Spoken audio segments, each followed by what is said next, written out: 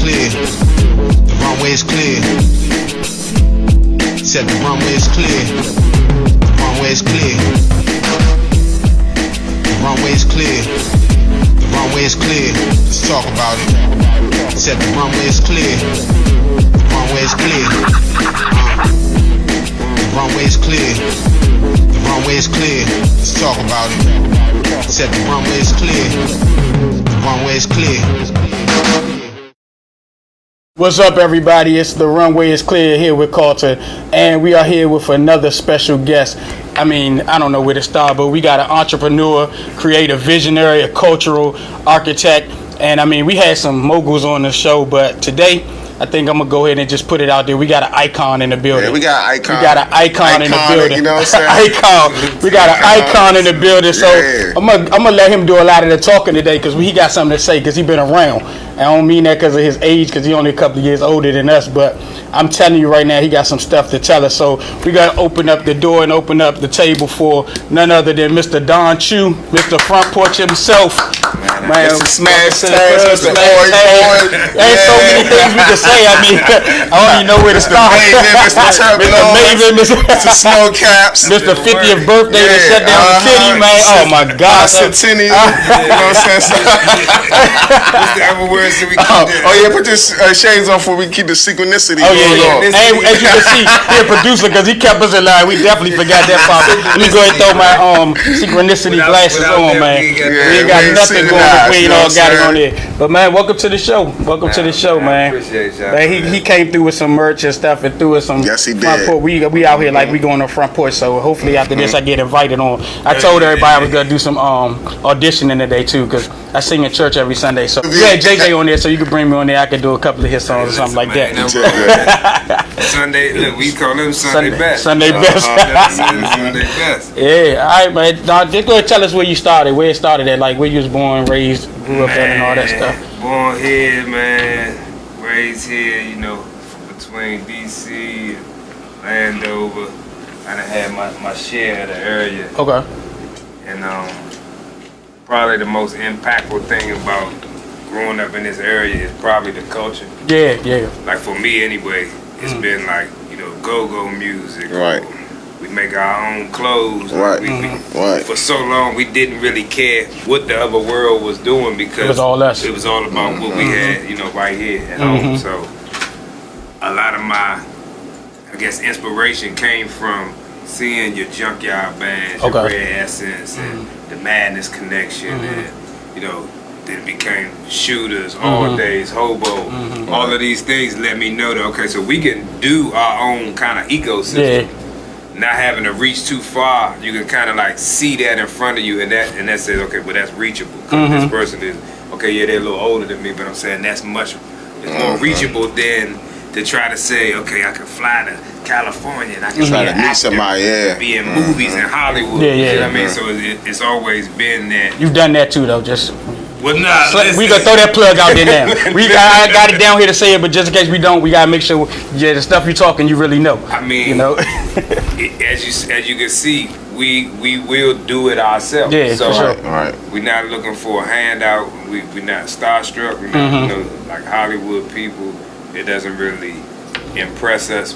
We probably the most result-driven for sure in the world. For like, sure. Show us that what they say. St. Louis is the show me state or whatever. Right. Nah, it's show. You gotta show DC. You gotta show the DC. We need to see it. We need to see the proof. You don't, we don't believe you. You need more people. Yeah, and you gotta keep showing us. Yeah. What have you done this year? Yeah. Bro, they not just going with this. It ain't just the past. Nah, we was lit in this year. No, sir. We need your annual report, and they'll leave you right where you stand if the report don't, you know, stand up. For sure. So, like, what schools you go to and everything? Trying to get. Well, I went to a lot of schools actually. Okay. I graduated finally from Largo. Okay. Yeah. So once I got out of, I guess, let me see, first year out of college. I mean, out of high school, I went to college in North Carolina. Okay. So I started Central University, North Carolina Central. I started there, and that's what made me want to go to college. Okay. Cause like I honestly, I didn't even have plans to go to school. I got in trouble. I was in court, and when I got home, my grandmother was like, "Yeah, I'm about to take you to school. You've been accepted." That. So, I mean, what I'm gonna say? I just, you a kid, and you just came from court for like something that you for real, you in trouble. So it's like, I bet. So I jump in the car with her. She landed me down in North Carolina, and it's like. That experience, I'm seeing people from other places in the capacity, like, you got guys from New York, Philly, North Carolina, like all over, and now we're just here, and it's like your mother, your father, nobody's there to push you along the way. It's like you have to figure this out actually today. Yeah. Right then, when you get dropped off there. Right. Okay. When did you get inspired to start doing music and everything? So for music, that would have been like growing up, literally high school days. Okay. You ever heard of a group called Regency? Yeah. Go Band. Yeah. So I started out with Regency. Okay. So Regency literally was in the drummer's house. Okay. His father had equipment, and it was literally like around my aunt's neighborhood. That's why when I went to Log, I was staying with my aunt. Okay. Family situation was getting thrown around. So I ended up in an area where I feel like them kids was rich. You know what I'm saying? Like they got instruments. They got like their house not attached to the house. Hold up, dog. Like y'all don't even understand. I don't want to mess this up. Come around here and be like a good citizen. So the dude's house was like the jam session to me, and then it was like, nah, we building a band. If you want to play in the band, like what you know how to do. I was like, I know how to mess around on the keyboard. And back then, go-go wasn't so much cover tune like it is now. So it was like if you could just hit some of the melodies, like if you could hit like the bass line, that's the song. That's the song right there. You know what I'm saying? So we was hitting the Dougie Fresh, like that would be enough to do it. So I tried keyboard, I tried congos, rototons, and then what landed me into rapping, so segue into why did you start rapping? That was next. It was like me on the front line one time when somebody else couldn't come. Okay. You was filling in. Because at this time, Regency no longer, now with Young Groovers. Got you. Okay. So Fats had put that back. So I'm with Young Groovers, and it was like, who didn't come that day ended up being like, hey, Choo, can you say these parts? And straight up, I'm rapping Donnell Floyd verses. For real, because that's the only rap song. I'm listening to Essex. I knew Donnell parts, so I'm rapping Donnell Floyd word for word. But we cranking. But you was giving them the Don Choo vibe with it. I'm giving them the Don Choo. So they probably didn't even know. It was band practice. It wasn't like this going out, but in band practice, that's when I said, you know what, I can do this. And then whole front line experience. You know what, this is kind of cool. I like this. It don't hurt your hands, because that's what and the guitar. That don't hurt your hands playing the Congo. So I was like, you know what, this is kind of dope. So in this age, I don't even know where, because it's kind of like, I don't want to confuse the story, but it was a time when my man Alf, he played the keyboard. Buggy was on the drum. Oh wow! That's my. He was with the young Groovers. I remember that. I remember that. Like we got a all star. Like fast forward to now, we got some all stars with this band. Like a garage band. Shout out to Buggy, because Buggy one of them drummers that'll get in any. I'm talking about that's the Buggy. Dude. Buggy made me realize that we could really do something. So we talking 93. Okay. Early. 93, 94. Right? So basically when I went to school, New Yorkers, tri-state people, they could freestyle. Right then and there. I was like, you say something, they freestyle. I had already been to a music convention, Jack the Rapper. Jack the Rapper. Okay, down in Atlanta. So big music convention. And you went to Jack the Rapper? Tupac is there. Dog, Snoop and the Dog Pound. DMF, all of them down there. What's the name? These guys was beefing. Luke and them. Okay. Luke and them was beefing with Snoop and them. Oh, wait a minute. Hold up, time out. We gonna get a hip hop story. No, let's go. real hip hop. Yeah. Let's go. Let's go. I just want to make sure I put that in. We in our 20s. Matter of fact, I might be 19. I'm right. You know what I'm saying? I'm a kid. Right. Zotan's son, Sultan. So Sultan and me are with this so crazy. We with some guys from uptown that was basically putting the bread up into me and Sultan as a group. Right? We was called the Black Piranhas. Okay. So the Black Piranhas, we got a booth at Jack the Rapper in Atlanta. Oh wow! All right. Marriott Marquis is like, for anybody who never been to one of these kind of conventions, you got major artists that are performing. You got showcases where they kind of explain to you the business, how you navigate through the business, and then you got showcases of somebody who paid for a booth to display themselves. Like this is our videos and this is our music. Take some CDs. Just kind of like that indie type of approach, but you there with the big wigs, so you might impress the right label, or you might impress then they pull you in. They pull you in. Okay. So it was the right place to be in. For me, the experience was like, it's what kind of made me want to be independent, because I had seen all the moving parts. I saw the end result, which is to be the Tupac, like the Snoop, but then it was like, okay, we here. Yeah. We got the booth. We got access to the people. So we got the things that go around your neck that moves around. I'm like, hold on. We here. Really, it's all about what you doing. Exactly. So if you could do it right, you gonna be seen, heard, and then rewrite, whatever your story is. So the point I was getting to was Luke and Snoop and them beefing. That's East Coast, West Coast before the Biggie. Tupac is now Juice Tupac. Digital Underground? Bishop. Okay. No, he's Bishop. He had embodied that. So he was already that. Okay. He had already, he walking through the hotel, all fast, that ain't no act in terms of, if he's West doing Coast that's what he had turned into this. He had turned into this. He might have been a cool person prior to that movie. The movie gave him an edge that he was running with it. And hanging with that he couldn't turn off? I'm saying it could have been something that happened in his life that turned him on.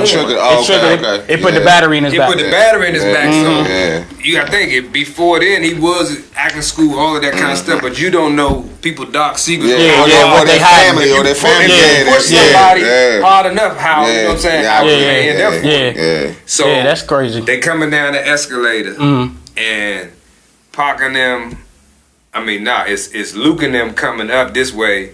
And I'm talking about Bloods and Crips is with Snoop and them back then. And they coming down the escalator, bro. When I say they tore that joint up, rumbling. Serious? I'm talking about tore that joint up. They couldn't contain it. You got to think, there was no security set up to contain. They weren't prepared for that like that. People fighting at one time. It's like they containing. How do you contain that? They come and going, so it was like they couldn't do nothing with them. Right. And it was really like, I ain't gonna sit up there and act like we just sat there and watched these dudes fight. It's kind of like you ain't know how dangerous it was, because we coming from DC, people get shot. Right. So you're just waiting to hear the shot. That's how we watch.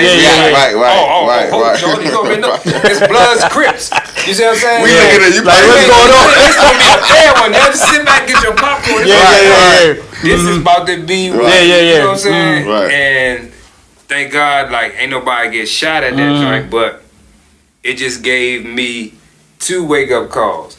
Music is not 100% safe just because you do music. And back to the story about being independent. If you approach it and do the right things, you can be in them buildings. Because Luke was independent. You see what I mean?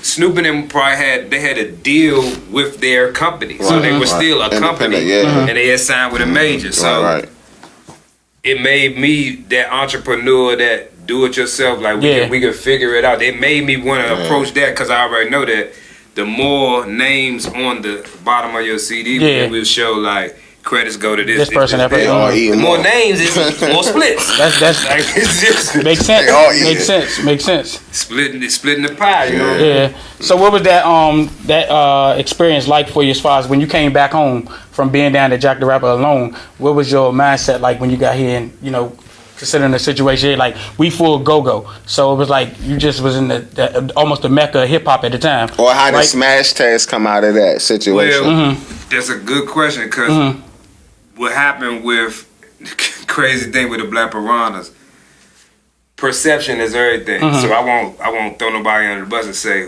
who did this, but one of the guys in the group stepped to the guy that's putting the money out. Okay. Which is crazy. That's putting us in the studio. He stepped to him with an ultimatum. He said, "Look, man."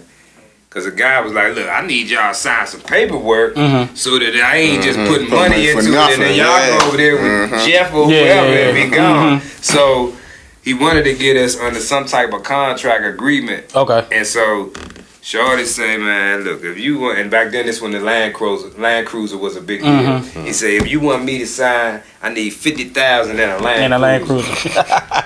And I'm talking about this was his negotiating. This was what he wanted. Yeah, I want 50,000 in a Land Cruiser. So it's just like that's why I won't throw nobody under the bus. But it's just like, man, that went nowhere. So speaking of money, of course that North Carolina Central tuition didn't get paid. So my grandmother and them did not know the process of how that really worked with financial aid and grants and this and that. So then people called me down to the office and was like, no money. Hey, you don't got no money on your books. You ain't never had a computer flipped around to you. They flipped the computer around to me. It's like, boom, look there. Nothing. I'm talking about 0,000, and I'm owing them probably about $5,000-$6,000. I'm like, hold up, Slim. And then, I ain't about to give them mine. Right. I'm like, oh no. I didn't know what. I signed all the paperwork. They was like, well, you ain't signed your refund check or this or that, and so nothing is processed. But you can't use the cafeteria card no more, and we need you to get out of that dorm. You gone. The money, and I'm like, so they treat you like kid that play on class House Party 2. That was House Party 2. Yeah. By the grace of God, I was like, you know what? I'm gonna make it out of this situation. I went back home and used an in-state tuition way about going, which was much cheaper. So I went to go to Maryland Eastern Shore. So in Maryland Eastern Shore, I'm paying out my own pocket. But it's cheaper though. It's cheaper.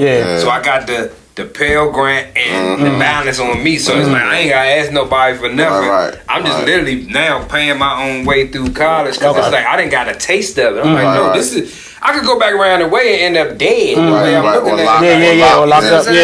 Like this ain't even in the cards when everybody around me is dying. Like getting locked up or dying, or it's just like going down the wrong path. And it's saying not that I was innocent, but it just was like I need to lessen the odds. You know what I'm saying? Because it would be them conversations that my mother might have with me, or my father, or my grandfather, and it'd be like sinking in. So regardless if I'm with my peers and I'm kicking it, it's everything that they said in that conversation. It's like, you got decisions to make.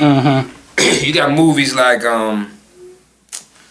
O.G. Bobby Johnson, South Central, Menace to Society. Like when they sit them down there, it was a reflection of our lives at that time. Like literally, I've been Kane and them sitting in there with the grandfather. I've been catching them same butterflies, and it's like he knows or something. You know what I'm saying? Same with the Bobby Johnson joint. Man, it's crazy how this movie when that joint came out. It was in New Carrollton movie theater. And we went in that jump. That used to be the movie. God rest his dead, my man Doodoo. He tricked me. He tricked me one day because we used to smoke every day before we went to school. So he tricked me and gave me PCP. We used to pop there. Yeah. You had an experience like that up there? I mean, he got me so good that he got himself too. It was like he gave it to me, and then so I was like. Right. And he was like, he bust out laughing, right? Like when what's the dude name on Friday when he gave it? That's what he said. It was Hector. Hector gave the smoke. Yo, stop pumping this thing. Like Hector, right? And he laughing. I said, man, why you do that, man? He's like, nah, man. It's all good. I'm here too. It's okay. I'm doing it too. It's better than you, right? Because I'm being so petty at the time. Like, well, you gotta do it too, right? He did it. So then now we can't go to school. I was nah, we can't go to school. Like, I'm talking about we lunched it, we threw it away. It was like, who wanna feel like this? Ever again, right? Right. Who wanna feel like this? So we go to the movie theater, and the movie is about OG Bobby Johnson. He go to school, his son out there, all this other stuff going on. Hey, bruh, why my mother beat me? She hit on the beeper. She beat me. 911. That was a emergency call. Get to her phone now. Man, I called back. She's like, you didn't tell me what's going on. So I'm like, what? I'm thinking, this is school. The school. Yeah. Right. She's like, the police is looking for you. They looking for I'm like, what? Oh, hey, man. Sam, I'm coming home. All right, bet. When I go back in there, I had to tell this man who is high. Right. That my mama called. My mama just called me and said the police looking for us, right?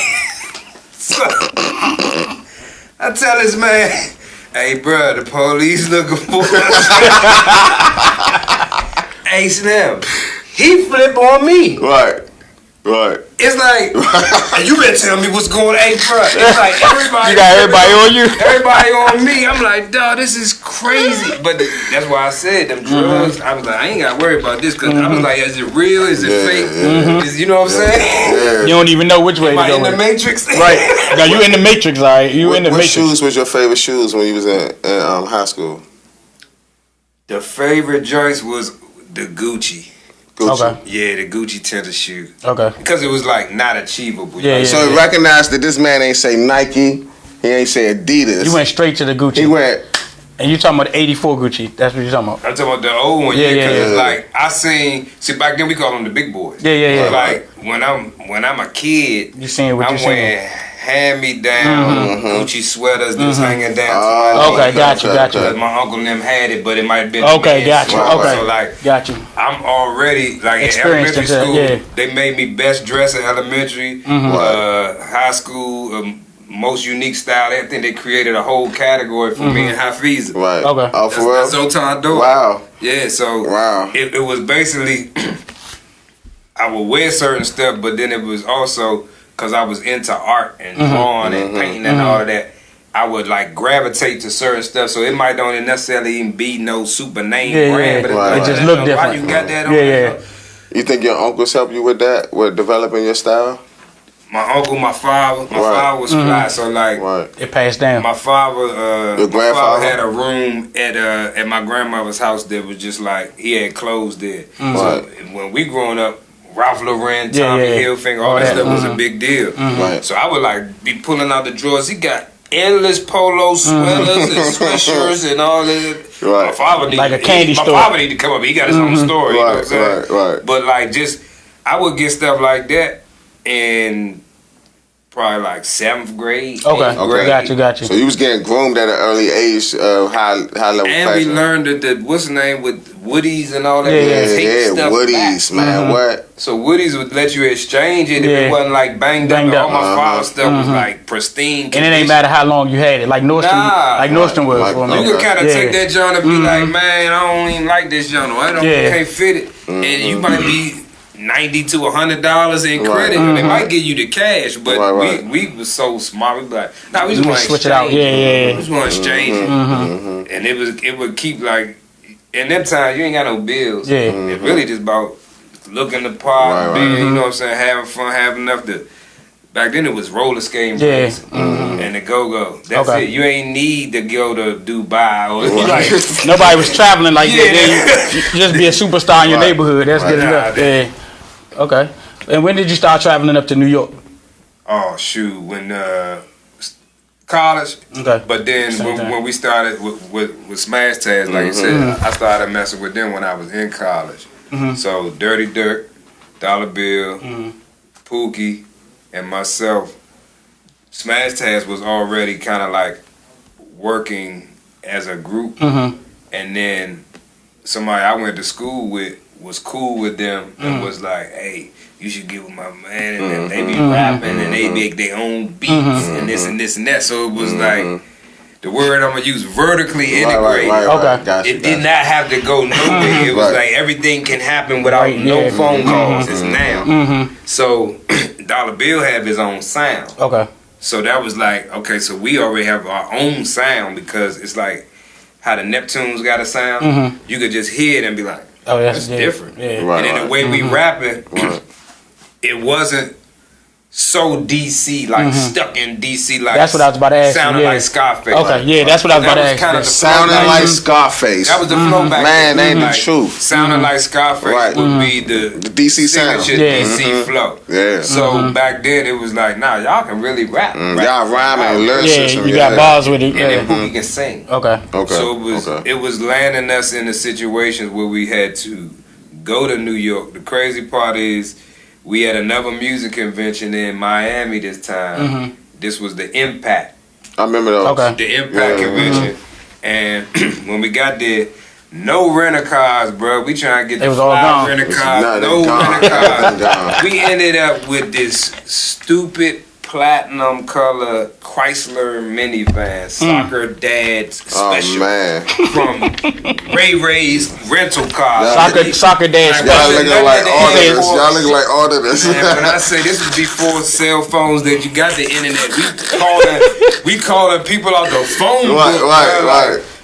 Found this jump and we down there with my uncle who at the time was managing Tank. Okay. And Raheem Devon maybe came after Tank. Okay. This was early Tank. Okay, all right. And this is when he was still up this area. When he was still up here. Yeah. Okay. Gotcha. This when Cliff Jones. And all, that's my man. Cliff Jones. 1999 Impact. Right. Miami South Beach. And we kind of like needed to go back to the Fountain Blue where everything is happening. And it was way down there like the Delano or something. All right. So everybody needed to like get down there, but the taxi situation was crazy because it's so packed. Everything going on. It's kind of like if you ain't have a car, you gonna have to walk. It was like as a taxi, then you get in the taxi and you just sit right there. 4 miles. So you needed to like kind of go off. That's what he's saying. I know. Collins way down here, like you leaving, and then go up and cut across. Yes, bruh. Why?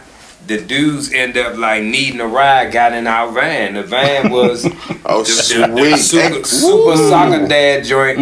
Now my uncle at the time hadn't even heard all these records. Yeah. We playing our jumps. Once we played, that one thing about smash tags. If you cut the music on, we was rapping it. Like you could like a listening party. You getting a listening party in the van. Yeah. Right there. You gonna see who's saying what, and it's like, and we gelling off each other like y'all giving a full performance right there with it. So you getting the whole pack. Grammys, but in the van. Yeah. So the dude is in awe. He almost like, well, how you ain't know about that? This your nephew. Like, you ain't know what's up with them. So where we going into the convention, he like, listen, it's a dude, my man Hank is up here, and he got an independent company out of Georgia, and I can get y'all signed to Hank, cause this my man. Y'all need to come play this for Hank. Y'all ain't gotta talk to nobody else at this jump, cause this the check right here. Just come over here and play. Basically do what you just did. Right here. Yeah, just do it again. We go up in the Hank room, man, he cut the joint on. We do what we just did. Hank like, oh nah, this is real thing. So know what it is, so I can like put it into perspective. The Saint Lunatic. Okay. With Nelly and all of that. Just imagine that was a group. That's the energy. Yeah. I got you. You know what I'm saying? So it's kind of like everybody is their own character, but it's like we're bringing the energy together, of like real live. Yeah. Creating. Like, I'm the most street one in all of the talking and dirty animated, more like a CeeLo Green. Yeah, okay.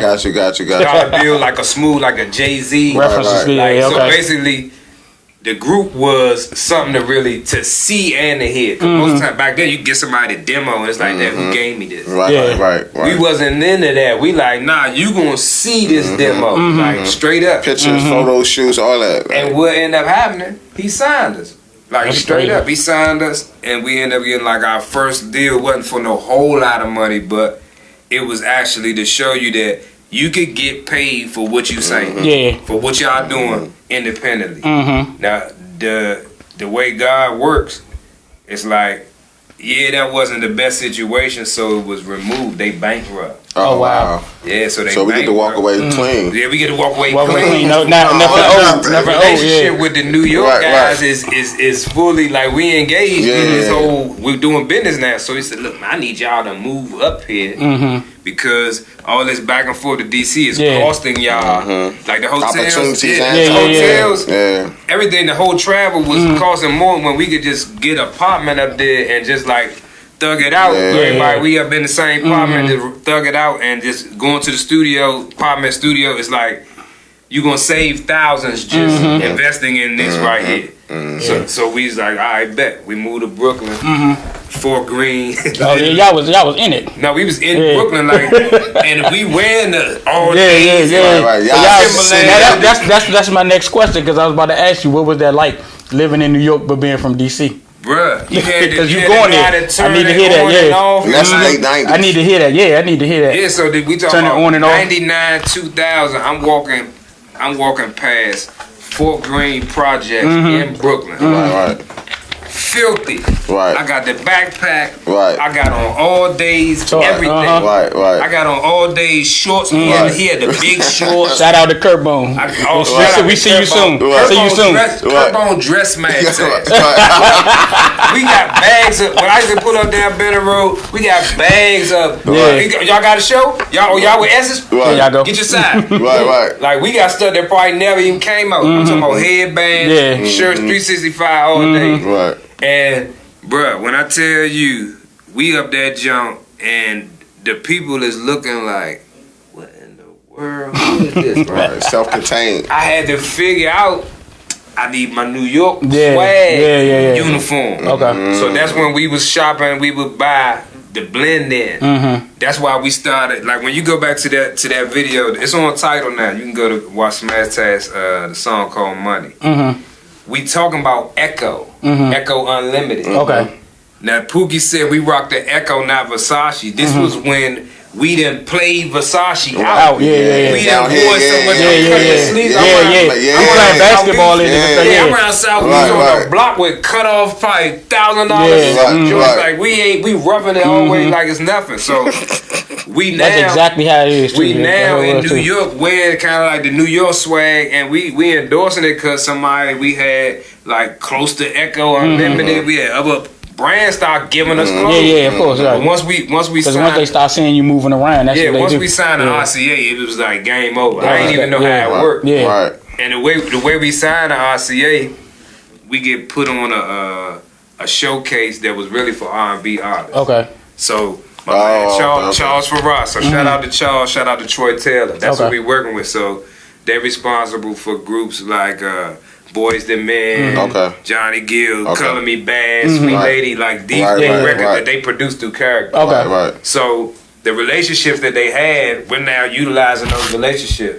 So the dude that got he got the showcase, he like, listen, man, bring him over here because I'm putting a rap group on. Right. Showcase don't make sense. So we go to this dude's studio, same thing. He cut that music on. Perform. We give him that 1-2. He's like, oh no, they different. Right. He's like, no, this different. Yeah. I'm gonna put him on last. Okay. So now y'all headline.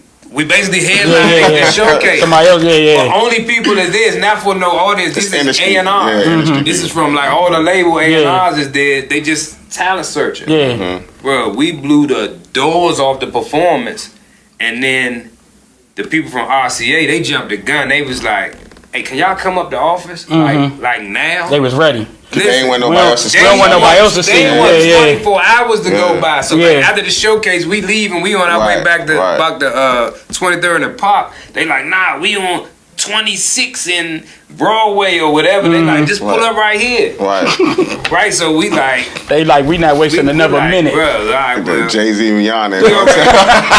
We already know the A&R thing is like, it don't necessarily mean nothing. It just be like, we know that this is the person that work at the joint. But they like, man, listen, the boss man is out of town for a funeral, but we want to talk to him. Like, we feel like this is something.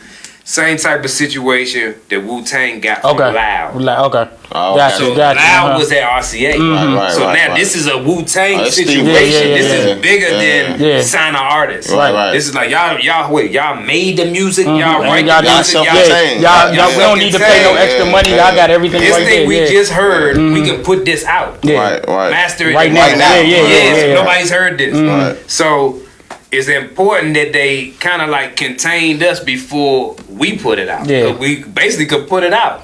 So we fly back home and Bob Jameson fly in, and now it's probably like 3 days then gone by. Not a lot. When you get back home, you got stuff to do. You done been spending all this money up in New York. Man, the dude Bob Jameson, like, man, get them back up here. Tell them come back up here so I can meet them and this and that. Because right now he's heard nothing. He just know that everybody in this office is talking about it. Like he said, I don't see them get like this. He like, for whatever reason, some live performance is all they keep referring to. You should have seen this performance, So he like, man, if they can't get up here, I'm coming down there.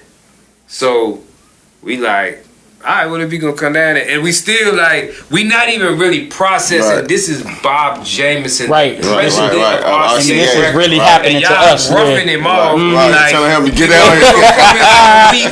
And listen, we not processing that this the check writer. The actual top. This the top.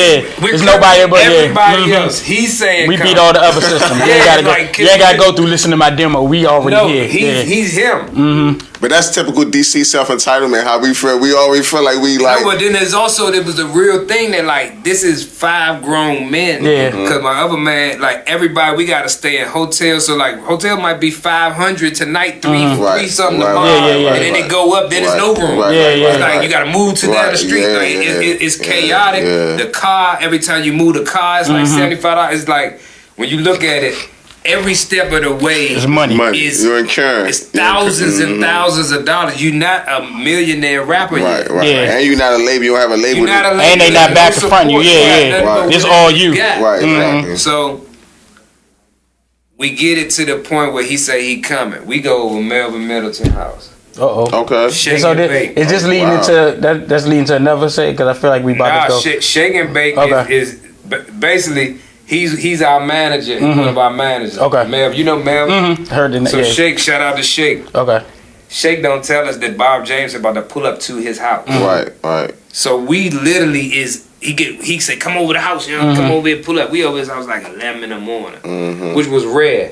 So we over there chilling, talking, and blazing, being ourselves. Man, somebody knock on the door. Pookie opens the door. He see a black man in a suit, white man in a suit, slams the door. He think it's the and says it's the police. All this is in the Washington Post, bro. All this is on the archive. You can pull this up in the Washington Post. He slammed the door on the president of RCA Records because we thought it was the police. Yeah? I'm talking about Melvin had to say, hey, bro, listen, that's the people, man. Y'all tripping. Open the door. Like, that's the people. I guess he didn't want to ruin the surprise. Slim. We open the door, Bob Jameson. He say, I'm not the cops. And listen, he knew what was standing there doing. He say, I'm not the cops, man. Y'all can go back to what y'all was doing. Let's take a commercial break real quick and come back and finish this.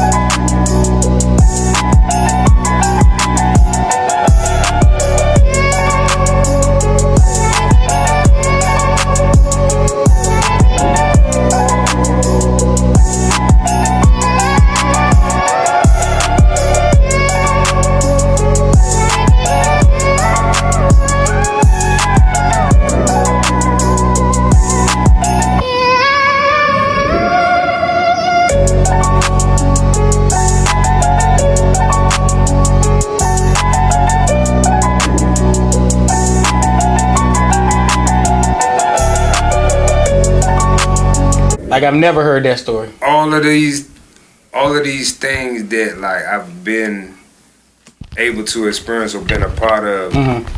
When you're living it, you don't know the magnitude. Okay. So now in post, I'm seeing like that. That was a big deal. Yeah, exactly. Like I'm really seeing that. Yeah.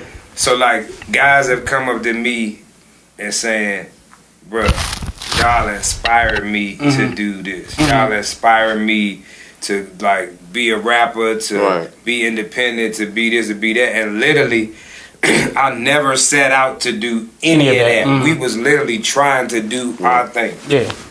And in the process, you were able to see. So like, my age group, we grew up studying the players and gangsters of the 70s and 80s. Okay. So by the time we come of age in the 90s, we saw what was more so black organized crime and the mob and all of these different things where it's like, okay, well, you can't do nothing without a system. You can't do nothing without unity. You can't do nothing without being organized.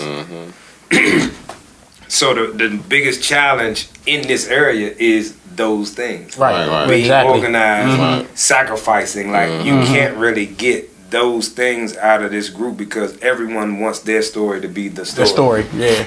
Everybody wants their story to be the story. That's a good one. Yeah, they definitely want. It's better to have a real chief than everybody want to be the chief. Like the real chief will help the Indians. Exactly. He's gonna make the better decisions. He's gonna show you the ways of, harvesting or war or whatever. And it's just like, I think some people just want that shine or want that accolade, the title, to be like, it's me. Yeah, not realizing you're the team. Team. And the guy who made the car, is nothing without the guy who made the wheel. Right. Like we don't have connected. cars You can't do it without the guy who made the wheel. So stick your chest out all you want for inventing the car. Yeah, but you still needed that wheel. You gotta salute the wheel. Because you innovated upon the wheel to be able to make the car. Bro, I never wanted to be like saying, "Oh yeah, I influenced y'all," or "I started this," or "I'm the first one to do that." Like, I never wanted to be any of that kind of energy because I'm not. Yeah. You know what I mean? I'm just working constantly to refine everything that I do. Like we were talking about earlier, it's about the perception. If the product can speak for me when I'm not in the room, then my job is done. Because you sound like a salesman if you got to keep talking up about it. Like, it's trying to push it onto it. Nah, it's literally about how does the person perceive it that doesn't know you or your story. So, because they say now everything's about storytelling. So I like to be faceless with a lot of my brands, and it's because of the way things were over the past 20 years. It's kind of like, if you give too much information, then people can choose against it. And they devalue you based on exactly. They find something. I would never like the fact. So when I could say at Limelight, I was able to see that just positioning in the store is the perception. So what I would do is, I had my own brand Limelight. I had Ed Hardy was the hook to let you know, oh no, it's fly stuff. And then I would have like, the True Religion or something. Yeah, the True Religions and Red Monkeys and all that stuff, right? But then I would put certain stuff in the glass and lock it. So I would put real estate. My shirt that might got the rhinestones on it, locked in the case. And then I got another brand that's like a little more premium than Ed Hardy, but it's the same aesthetic. So it's like the material, you can tell, like, this look a little bit more like it's the Ed Hardy look with the tattoo kind of look, but it's like the material different. So I would say, well, listen, these shirts right here is $125 for the one that they never heard of. And then these joints right here, we make them custom. These joints are $60. And then I got the Ed Hardys over here for $45. So I was higher than Ed Hardy, lower than the other one. Lower than the other one. Shoot, well, I don't want the cheapest stuff you got. And everybody got this Ed Hardy. Exactly. Let me get that Limelight. So I was basically staging it to now you're choosing the brand because you see the value and you see it's like, it's still high end because it's in that thing. You gotta unlock it. So the shirts that was $125, they started selling more and more and more because people didn't want to look like twins. Yeah. Up against the wall had the same stuff. because that's what's available during that drop. Yeah, exactly. So I was learning, okay, see, it's really just about the perception of your customer. How do they perceive the company? I'm educating them because I said we used to go to Neiman Marcus, Saks, all of that, Mazda Gallery, and if they ain't have a Versace shirt on your size, you would see other shirts. That's how we got hit the Moschino, Iceberg, all these different things. It's like the salesperson is kind of just showing you. They curating, basically curating what you like for your product. These are all kind of the high stuff. I see you like the high stuff, and like, you know about this right here. And that's when I was like, what is Briani? I said, Briani don't put no logo, nothing on his joint. It's $700. So I was like, okay, if it's in this area of the store, it's something. So I need to find what I like about just with the pieces. And so I learned the materials, I learned the fit and all of that. So I said, okay, take that same attention to detail into what I'm doing. Cause I got in when it was, big T-shirts, everybody doing the embroidery. Do y'all know the reason behind the multicolor embroidery? The DC statement. That's what you're talking about. Yeah. What's the reason for that? So for me, and I can't say that it's a blanket statement. This for everybody, but I'm just tell you from a production standpoint. It's cheaper for you to put.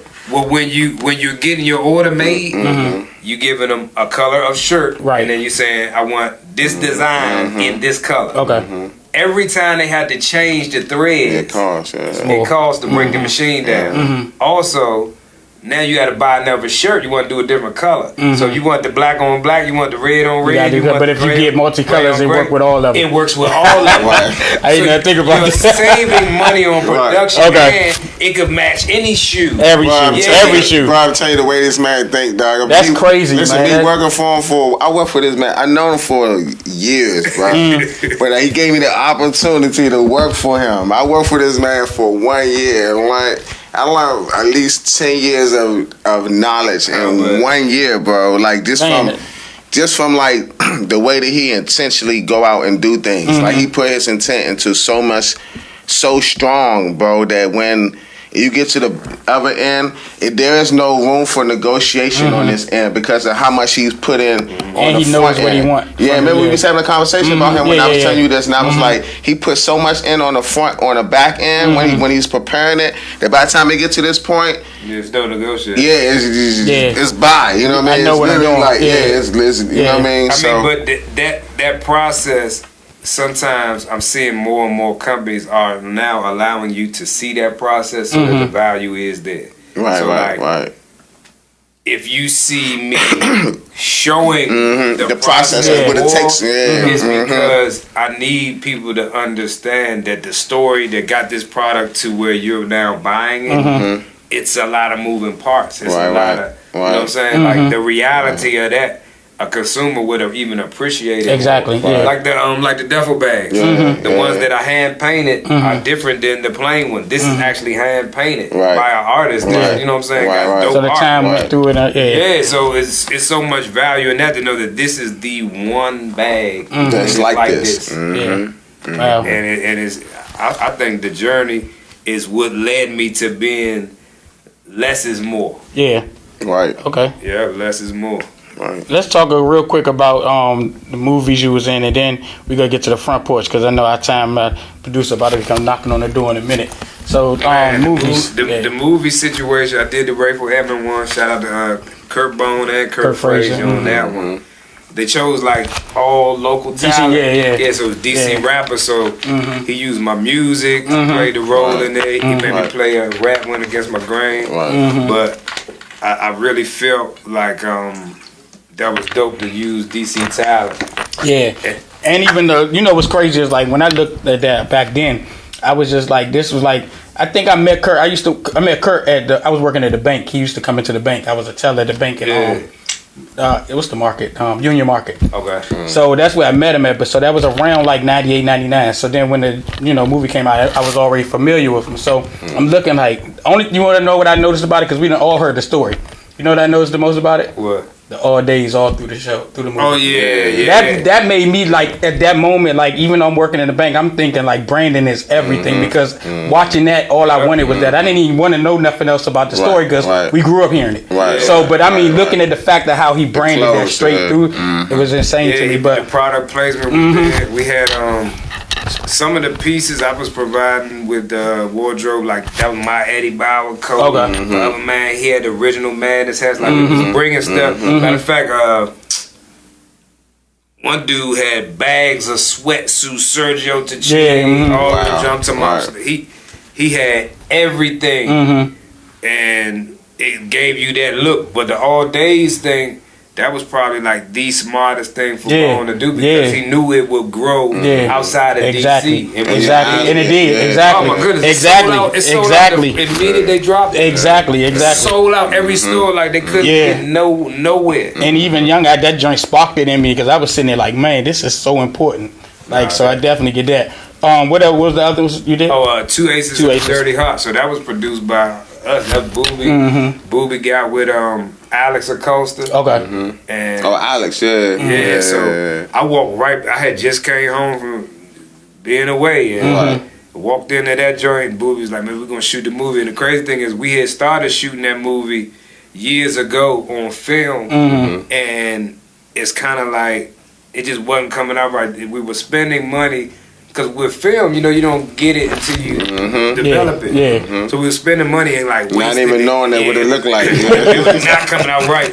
So we did it over in digital, and the fun thing about it was we switched roles. Oh, okay. So I was literally the other dude that he played, and he was the other. That's interesting. But you know, BDR was who I played. Okay. And Booby was like maybe playing a whole nother character, so then Booby ended up being Fly, and I ended up being Buster, which is crazy. Like two like brothers playing ops, but it was fun to play the joint because I ain't no cruddy dude, so I'm like, I'm gonna play that part. Right. And oh man, we accidentally hurt Shorty shooting the scene where I shot the dude in the very beginning. We accidentally shot him with the blank gun. So the bullet thing that comes out the side of the gun. So Alex tells me, hold it to the side. Right. So I'm holding it to the side, like not aiming it at him. So I'm holding it to the side, which made it shoot. Cause you see what I'm saying about the case, like the case came out. It would have went over there. So now that I'm holding it this way, it went that way. Man, listen. That joint went off, boom, and he had his hands behind his back, so then he went down, right? He was Spanish. So then he came up and he was blinking, and it was like blood right there. And so Church was right there. I got Alec Baldwin type. Rest in peace to Chucky Thompson. Oh my goodness, all of them was in the city. Chucky right there. Church like, man, you shot me. Man, we looking at Shorty bleeding, and it was like, oh nah, man. And then so Alex, you just hear him say, cut. He says, cut. He said, I think that's it. He just started pulling the cords out and started wrapping it up. It's like, oh man, bro. Crazy on that set though, but it was definitely a good joint. You can watch it on Tubi. I watched it. We was watching in Miami when I lived in Miami. That was your. Yeah, remember I told you that's why I called you. I was like, man, we watching your movie, bro. All right, Choo. Let's talk about the Front Porch real quick. Then we gonna try and play a little bit of this game at the end. But what do you do at the Front Porch? Front Porch, man, I do two things: executive producer at the Front Porch, and then I also handle like the merchandise side. You know, the website and the design, and make sure everything. All that good merch from the Front Porch. Okay. But the actual inventor of the Front Porch is Nucci. Okay. Nucci decided when we had him in a situation with a label, and you know when you're with a label, you can't just put out music. So to keep his audience engaged, he started recording from his phone. Okay. So he just doing Front Porch freestyle, just rapping on his phone, and it's like maybe a drop every Monday, and just keep the people interested because it may not be something that you can play from your iTunes, but it's something that you remember watch. And you remember it. So you can like get your rocks off, basically. So fast forward to him bringing in cameras and now making it a production. That's when Tyler and a couple other guys like, listen, I can get in here and now film. You take the phone out your hand. Right. Then a band. Okay, cool. So you're doing it with the band. Now you're doing it with production.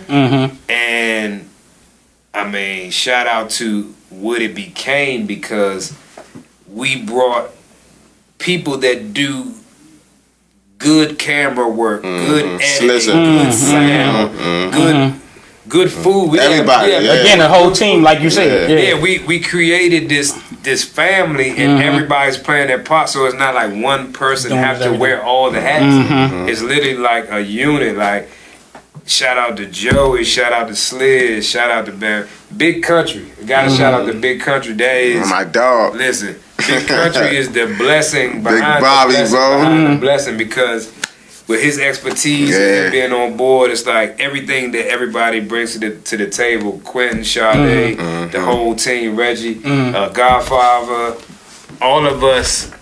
And if I'm missing anybody's name, it's not that I can't remember, but all of us as a family, Sneaky P, catching the behind the scenes. It's like, as a family, we literally bring one thing to the table, which is like manifested. And we literally had a board with all of these artists that we wanted to see on the porch. Like, once Backyard came, people understood, like, hold up, it's a stage. So then the next one, and then Raheem, and then Brand Nubian, and it's like, now wait a minute.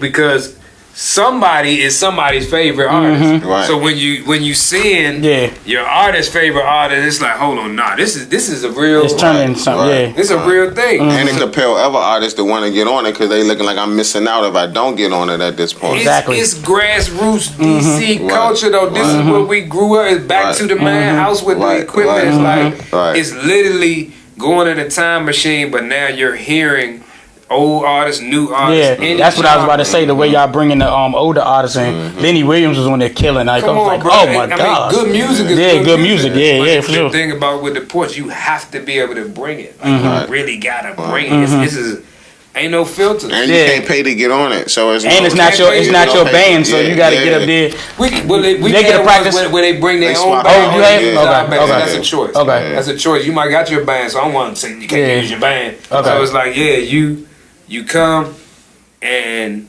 you're doing your records like in a way we haven't heard it. Got you. Okay. And that's the cool thing about it. Look, when 3-0 when y'all had 3-0 up there, and 3-0 came and did it, and I remember I did all the beats, and I'm listening to them play my beats. Play your beat. And I'm like, this ain't how I made the beat, but the way it sound is like this is a live interpolation of what I did on the beat. You know what I mean? Who did that? He called.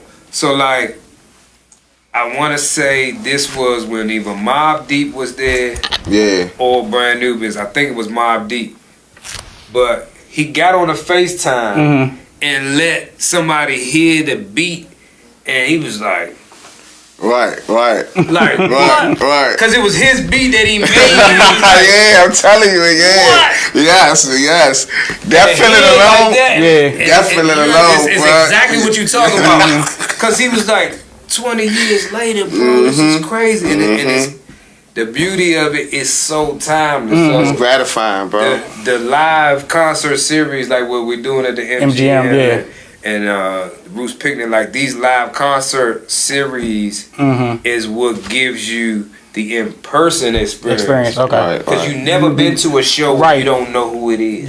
Right. Just imagine, like, going I called him today and was like, you think you gonna tell us who gonna be on the show with MGM? He's like, nah. Didn't I call you today? Stage people working the stage don't even know. Yeah, nobody knows, bro. That's crazy. Guess one, guess two, that's real. Man and Bobby are best friends. Okay, Man runs the studio that I work at. Right, Man, I asked Man, I said, man, who's coming on? He said, Bobby won't tell me. Won't tell you. That's great. That's great. That's good though. That's good. It's a fortune cookie. You don't want to know what's in the fortune. Yeah, exactly. You want to open to be surprised. Yeah, you're right. Yep. But it's just an energy that I've never seen at a concert, because it's like coming to the stage and then boom, and then they just walk out there with this band and it's like, Whoa! Like when they did Tweet, when y'all had Tweet there, and I was watching it. Eric Roberson came out first. He started. It was cool. The Young Dro, then Tweet came out, and I was like, whoa. And then Ari Lennox came out. We like, whoa. Then Young Dro came out and took it. Then it was go from that point on. It just was like, you could not guess who was about. Yeah. So the Roots Picnic gonna be the same. Like the Roots Picnic is a little different. Okay. We doing that's 50 the years tribute ago. for the 50 year go. Okay. So it's gonna be Nucci and Kenny.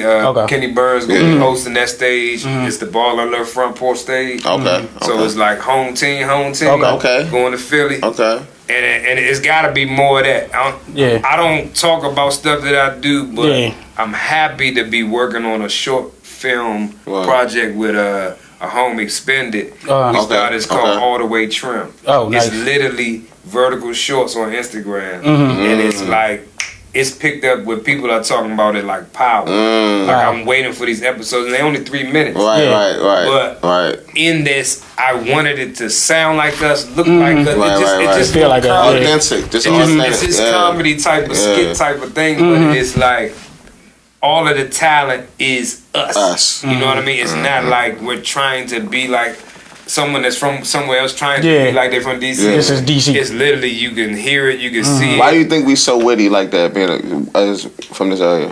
I think we probably had it so bad we had to keep ourselves laughing. Straight up.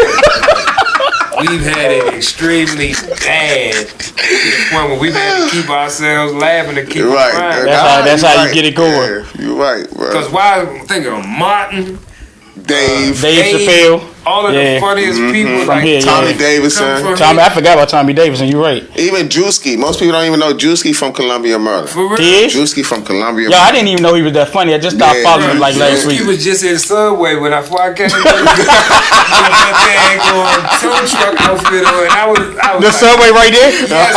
The Subway like right outside of here? Yes, man. He was thanking Drewski, man. I was like, man, Drewski don't get out of this dang Subway. Hey, it's been a great show, yo. This is doing. We need to get you back on here, but the time we get close to the time to close out, we probably over it. But let's play this game real quick. The choice is yours, this or that. I'm gonna say two things. You pick whichever one resonate with you the most. If you got a story about one of them, feel free to throw it in there. Tony, of course, you can answer whatever you want to answer to. All right, so we gonna start first with DC or PG. DC. All right, go or hip hop. Oh man. You can do both too. My fault. For me, it's gonna be both. Okay, got you.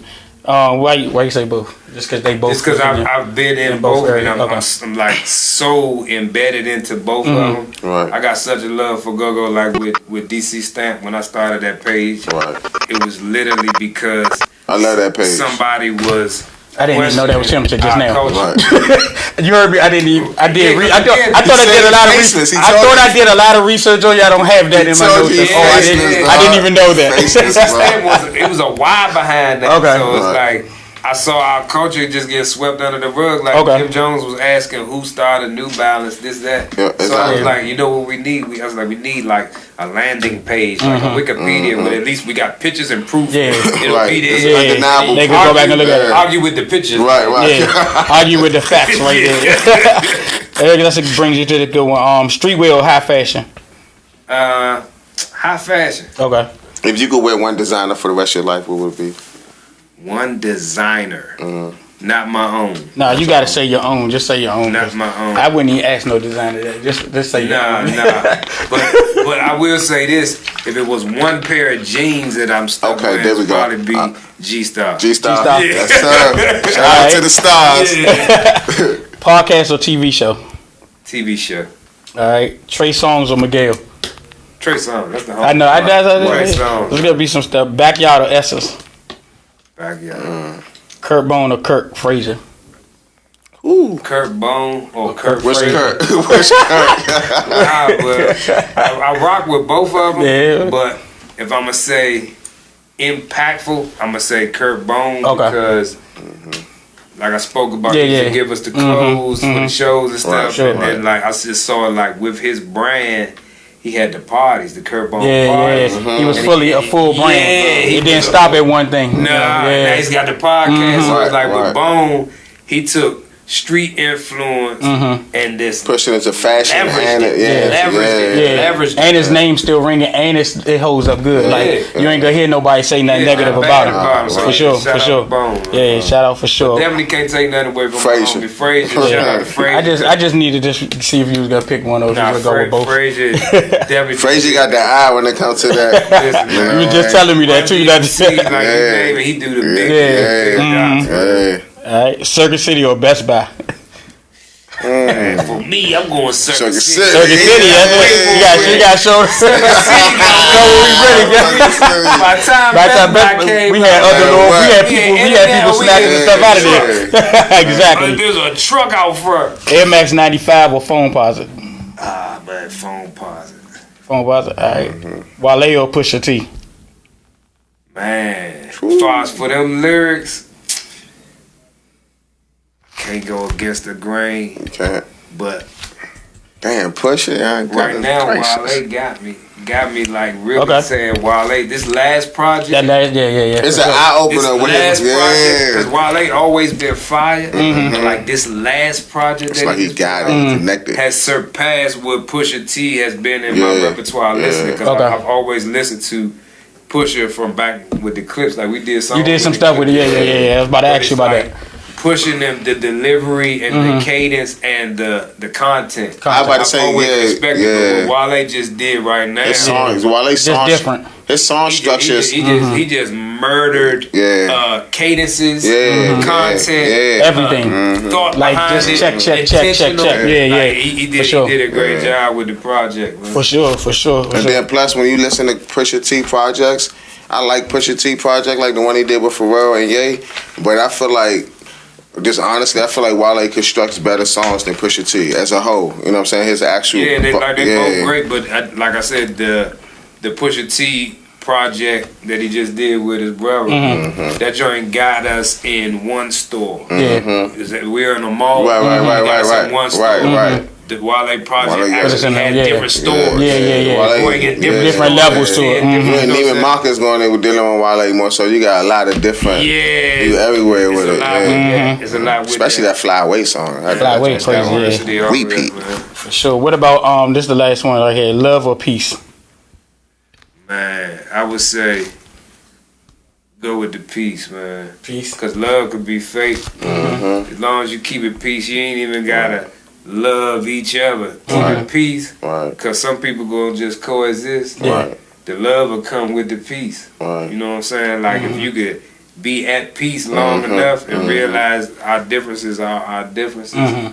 And we may not walk the same way, but since we coexisted over a period of time, man, you know what? I got love for you. And then you can earn love is an action word. So you gotta be both ways. You gotta earn love and respect. So I'm big on that right there. Love, respect, and first come with the peace, man. That's big that you said that love is an action word, because you know, you think about that. Peace is not an action word. It's what is that, adjective to describe something? It's peace. We're at peace. You know what I'm saying? You can't peace. Right, exactly. You can love somebody or something. And turn it to hate. It can turn it to hate. Love can turn to hate, but peace is peace. That was good. We gotta get you back here, man, because I feel like there's still more to be said, more to be told. I appreciate you coming up here. You want to tell the people where to follow you, and then you can talk about that Front Porch at the MGM so they can go grab your tickets. Yeah, definitely, man. Follow my Instagram is Don_DONCHOO. Make sure you follow with Front Porch Freestyles. Make sure you follow with Nucci Music. And definitely with the Front Porch brand. You want to get that brand merch that we talk about, the exclusive stuff, you're going to go to Front Porch. Y'all got this hat, though. That Wizard is up. Y'all want that Wizard is up, you got to go to Shop Wizard is up. I need that one right there. You got any more of those? This is sold out. So we do exclusive drops. Yeah. This is gonna be back probably in the next couple weeks. All right, I gotta make sure I grab that one. Y'all ain't see the back of the hood. I gotta let y'all see this. That vest is crazy. This corporate right here. I asked him where y'all got. Yeah, come over some more. He said, "Nah, this corporate right here." That's y'all corporate. That's tight right there. All right, y'all. The runway is clear. We had a great show here with Don Choo. We gonna be here next week with my boy Silas Grant. I've been calling him President Silas Grant since high school. So he gonna come in to talk about his new book. And then we got another guest coming in too, also with that. As always, we leave you with the reminder and thought that at the top of the ladder there's a sign that says, "Don't get comfortable, don't sit. Caution, you can't stay here too long because there's more steps to climb." Make sure you keep on climbing those steps, y'all. The runway is clear. We see y'all next week. We out.